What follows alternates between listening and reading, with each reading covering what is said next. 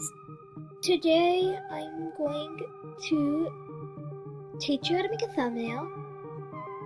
As you can see, I've already made this thumbnail, so my last video, it kind of failed because I reached my 15-minute limit. So here is how I did it. So first, I went to layers. As you can see, I've already done that thing. Then I went to this. Then I went to my computer. I clicked my computer and then I picked this background, as you can see in the background. And then after that, I picked this tiger, as you can see right here. So cancel.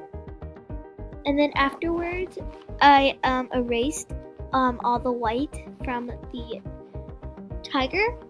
The snow leopard. Then I did the text, how to make a thumbnail with picmonkey. And I also used the Animal Jam archives. So then I went to simple frame and I picked simple edge, and then I changed the color to white. Except I'm not going to do that. Oh, this kind of looks cool.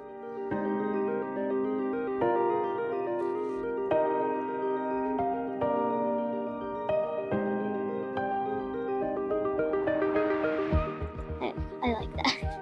Apply. And so that's how I did the simple edge. I like how it's like that. Oh, by the way, Really? Yeah.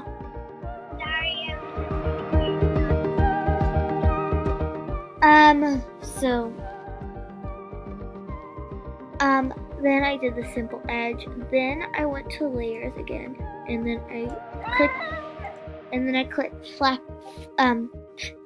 flatten image. And basically what that does, it just, so it's more organized where you can't move anything around.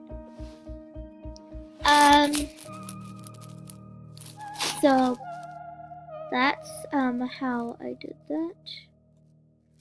And then I'm trying to remember. Then I went to effects. Wasn't that cancel? It was right here.